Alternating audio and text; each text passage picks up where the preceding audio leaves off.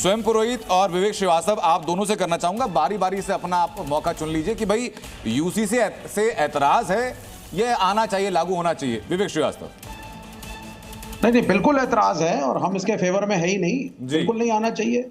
ये जो लोग राम मंदिर नहीं संभाल पाए वो मुसलमानों के घरों में झांक करके डिसाइड करेंगे पूजा पद्धति क्या होगी, कानून कायदा क्या होगा, लोग रहेंगे कैसे। आई मीन यही हो रहा है ना इस मुल्क के अंदर। अपने अपने घर को संभालो। विवेक जी, फैक्ट चेक साथ साथ करते चलें कि पहला वक्तव्य पूरा होने दें? नहीं, आपकी इच्छा है, आप प्रश्न पूछ सकते हैं। तो सर, पूजा पद्धति के ऊपर इसमें कोई चर्चा नहीं होने वाली यूसीसी में, आगे बढ़िए। जी, अब पूजा पद्धति नहीं होता ना। देखिए, हमारे मुल्क के अंदर जब देश आजाद हुआ था, तो एक बहुत बड़ी डिबेट इस इशू के ऊपर हुई।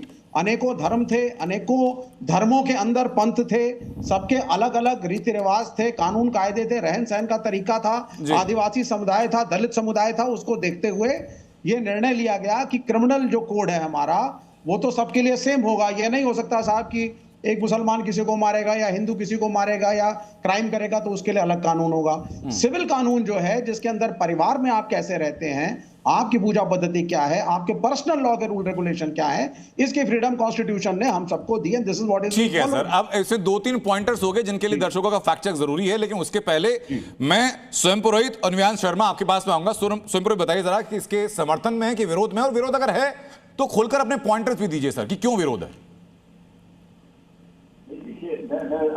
बात बोलना चाहूँगा, बात विरोध और सेवन का नहीं, क्या ये जरूरी है, क्या ये जरूरत है, कि ये जरूरत है, इसकी जरूरत है कि आप पश्चिम बंगाल में चुनाव जीत करके आए हैं और आप पूरे देश में तो नहीं लगा रहे हैं, अपने उत्तराखंड में, गोवा में 1962 से लगा हुआ है, गुजरात में आपने लगाया है, आप लगा लीजिए। आप यूजीसी बिल लगाते हैं, आपको राजनीति करनी है, इससे होना कुछ नहीं है। किसी भी धर्म के अंदर में उस धर्म की जो आस्था है, उस धर्म के लोग अपनी आस्था के हिसाब से चलेंगे, उसको आप नहीं रोक सकते, उसे आप बाधित नहीं कर सकते हैं। आप यूनिफॉर्मिटी की बात करते हैं, आप समानता की बात करते हैं, क्या आप आरक्षण की बात करेंगे फिर? क्या आरक्षण के अंदर में आप क्या करने जा रहे हैं? आपकी तो मंशा क्लियर नहीं है। आपकी यूजीसी बिल से आपकी मंशा जाहिर हो गई कि आप क्या करने जा रहे हैं। नौकरियां आप दे नहीं रहे हैं, जनता को रोजगार चाहिए।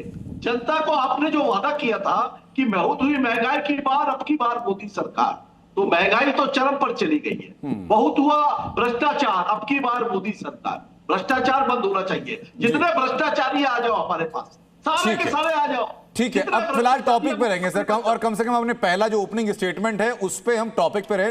निवांश शर्मा, मुझे बताइए जरा सर कि क्या परेशानी है यूसीसी से अगर बंगाल चौथा राज्य बनता है देश के अंदर? तो देखिए, पहले तो अगर वो किसी स्टेट में इंप्लीमेंट होता है तो उसको आप यूसीसी नहीं कह सकते हैं, वो तो किसी स्टेट के हिसाब से वो लोग इंप्लीमेंट कर रहे हैं। UCC is supposed to be across the nation, जो पहला उसमें तर्क है। दूसरा तर्क है कि अगर हमारा आर्टिकल 44 यूसीसी का मेंशन करता है तो उससे विरोध नहीं होना चाहिए किसी को। लेकिन विरोध क्या है? विरोध ये है कि आप कोई ड्राफ्ट दे ही नहीं रहे हैं, आप बता ही नहीं रहे हैं क्या करना चाहते हैं। अगर उसमें सभी के लिए समानता है, अगर उसमें महिलाओं के अधिकार की बात हो रही है, अगर उसमें बच्चों की बात हो रही है, अगर उसमें लॉ एंड ऑर्डर की बात हो रही है, अगर उसमें किसी भी तरह से देश को मजबूत करने की बात हो रही है, तो कौन उसके खिलाफ होगा?